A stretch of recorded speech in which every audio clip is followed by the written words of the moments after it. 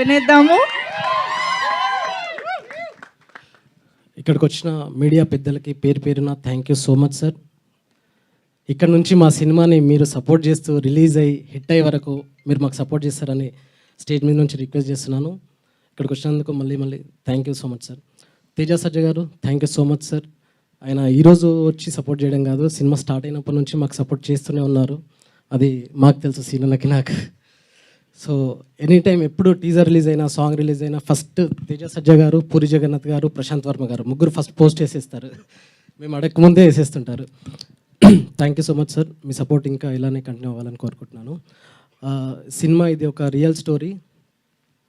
దాన్ని చాలా రియలిస్టిక్గా చూపించాలని మేము డిసైడ్ అయ్యి రియలిస్టిక్ ఫిల్మ్ మేకింగ్ చేశామండి. మీకు ఒక కొత్త ఎక్స్పీరియన్స్ ఉంటుంది.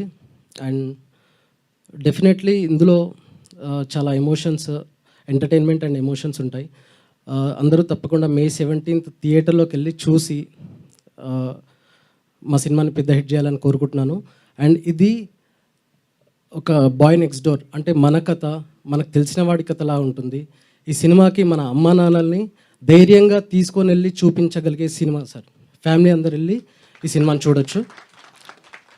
ఈ మధ్యకాలంలో అమ్మా నాన్నల్ని మనం తీసుకొని వెళ్ళి చూపించే సినిమాలు చాలా తక్కువ వస్తున్నాయి. బట్ ఈ సినిమాని ప్రత్యేకంగా తప్పకుండా తీసుకొని వెళ్ళి చూడొచ్చు. Thank you so much. Thank you so much. రీసెంట్గానే హనుమాన్ వచ్చిందని చెప్తున్నారు.